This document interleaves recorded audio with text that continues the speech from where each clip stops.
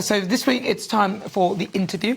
Joining me is WASPI Woman Kim Rye. Now, the WASPI women were left disappointed this week as their campaign for compensation payments to 3.8 million women born in the 1950s who claim they were not made aware of the changes to the state pension age. Now, the Work and Pension Secretary Liz Kentel announced the decision in the Commons, despite in 2019 throwing her support behind the campaign. But she wasn't the only Labour frontbencher who in the past has made comments to supposedly support them. Have a listen.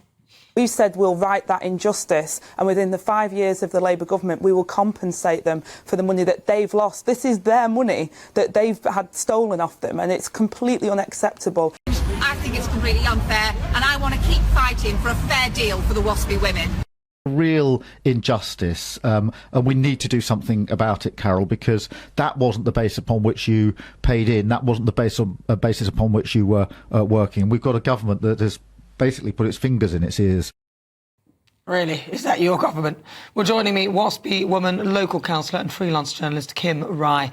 Kim, thank you very much for joining me. Really good to talk to you. Thank you so much for taking time out. Really good to see you as well. OK, Kim, what do you think about the judgment? Because the Labour Party don't sound like they're going to now be in support of the WASPI women.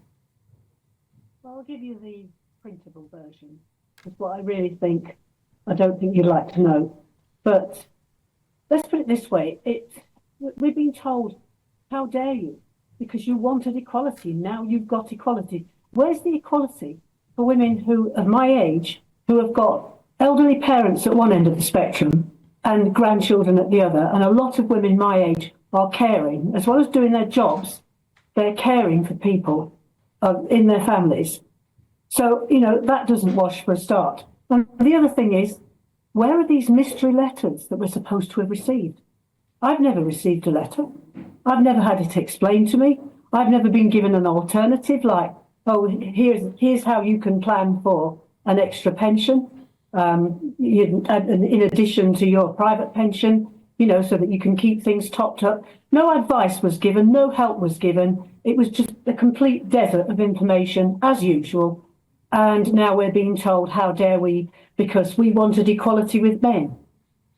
Well, would you accept that 10 billion is quite a bit, which is how much they would maybe need to stump up to pay?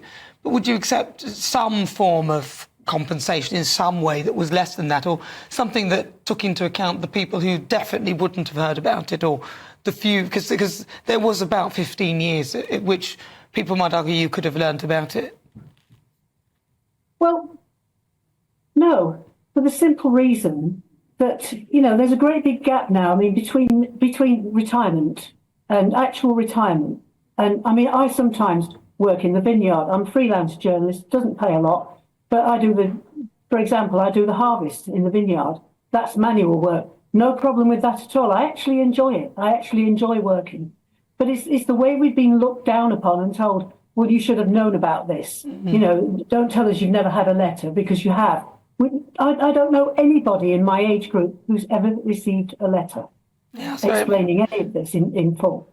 Yeah, well, it's very disappointing. But for me, the worst bit is not the fact that you didn't get the money, which is not good. But the worst bit to me is that they all stood on a plinth of integrity and for years claimed that they were in support of you. Well, this is so typical of Labour, isn't it? Because everything they say and everything they do is a lie. And it's a lie in plain sight. They've lied about everything from the morning of July the 5th. They've lied about everything. And the only outlet I've got at the moment for my anger is when I write stuff for the Conservative Woman.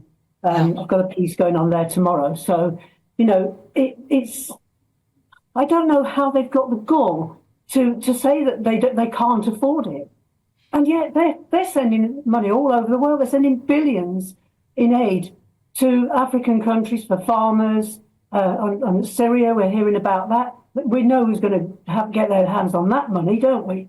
Excuse me. It's all a pack of lies. But They would argue that when they made those comments, they weren't aware of the black hole because obviously they weren't in power then. It was around about 2019. Some of those comments dated that far back, and they would say that then they inherited the worst economy in a very bad shape. And as one of them described it, it's like trying to turn around a tanker that's going in the wrong direction full speed. So they have their reasons. That's what they would say, and they would also point to the fact that you've had a long time for this to be an ongoing situation, to be aware of what was happening. Yes, well, what they don't realise is that most of us have spent most of our lives working and bringing up children. We're not always watching the news. We're not always aware of everything that goes on. Things can go over your head. But, what they should have done was to write to everybody and explain this in full and how we can get around this problem. No effort was made to do that. And all this talk that was done by Labour and the Conservative, certain members of the Conservative Party, what's come out of that? Nothing. And this black hole, the figure keeps changing. Where did this black hole come from? We keep hearing about it, and it seems to be the excuse they've got for absolutely everything when regard to not paying the winter fuel allowance, not paying the WASPI women their compensation, and a whole load of other stuff. Yeah, but your own party weren't going to do anything for the WASPI women, so the Conservatives laid out their stall and said that they wouldn't compensate the WASPI women. So so your own party weren't going to help you. I'm not a member of the Conservative Party. I'm a member of Reform UK. I'm talking about, when I mention the Conservative Woman, that's a website. Oh, okay. Small C Conservative. No, Conservatives and Labour have done nothing to help. The Socialist Alliance is what we should be calling them, because neither of them have delivered anything at all.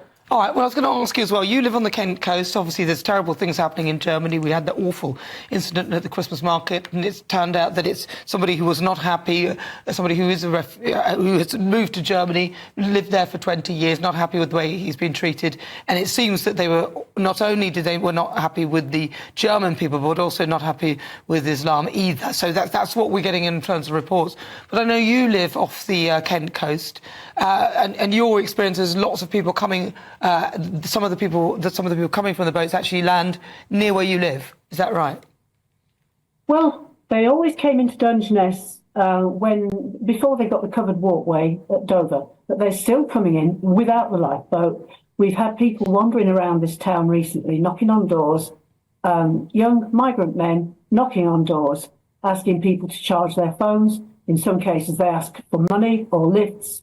I mean, this is no secret. It's gone on for a while. But the thing is, mainstream media hasn't covered it. And also, there's a big myth about they stop coming in around October, November. They're coming in all the time. When the wind's in the right direction, they're coming in. I've seen the trafficked children. I've seen boats land where there have been trafficked children. One particular horrendous experience with a toddler who was related to none of the men on the boat. I had to watch this and I was helpless. As a parent myself, I stood helpless. I wanted to comfort this child. It's horrific. We've had guns landing on this beach. We've got a live firing range for the army not far away. They've landed in the middle of a firing session. And, a lot of these things aren't talked about in general. And sometimes the helicopter will be going up at 4 o'clock in the morning. It's like a war zone on occasions in this place. And they are coming in most of the time. And they're getting into waiting vehicles. We've got scouts on the beach looking out for them. I've seen all of it, and I've spoken to lots of people who've had them on their property, hiding in garages, running across their gardens. It's intimidating. We've got a lot of old people around here. Yeah. We don't open the doors. Well, listen, Kim, when you get a chance and we get you in the studio, we'll have a full-on conversation about all of that. That's Kim Rye, WASPI woman, and also lives off the Kent coast with her experience and her story. All right, well, joining me now, my panel, very briefly, broadcaster and columnist Lizzie Cundy, and also broadcaster and journalist Danny Kelly. Lizzie Cundy. I feel so sorry for Kim. This government have just lied and lied and lied, and you could say, no, it wasn't in their manifesto, but they tricked them, they hoodwinked them, they held up banners. But again, the situation has changed when they came into power. Now, that's not to defend them, but that's to say that you can say one thing when the situation is one way, then when you come in and find that you can't honour that. But that was their political decision to give all that to the unions, to give to foreign aid, to climate issues. That's their... They don't care for their own, and they've just gone against everything that they pledged. Danny Kelly. That lady, I could tell she felt betrayed. Yeah. Kim feels betrayed by the Labour government. And when you see Keir Starmer giving an interview at Radio Merseyside saying about how much the government, Conservatives, aren't listening, I think he actually said they've got their fingers in the ears. And then it's about priority. So, let's just go with the £22 billion black hole. Why are we throwing tens of billions at this net zero? Why did we just give 10 bill to the public sector workers, 1.4 billion of which could have gone to the pensioners? 22 billion carbon capture. And then you've got the WASPI women who feel betrayed like Kim. Unproven technology, carbon capture doesn't really... Everywhere it's been tried, in Milwaukee, one place, they had to abandon it because it was so expensive and didn't work. But listen...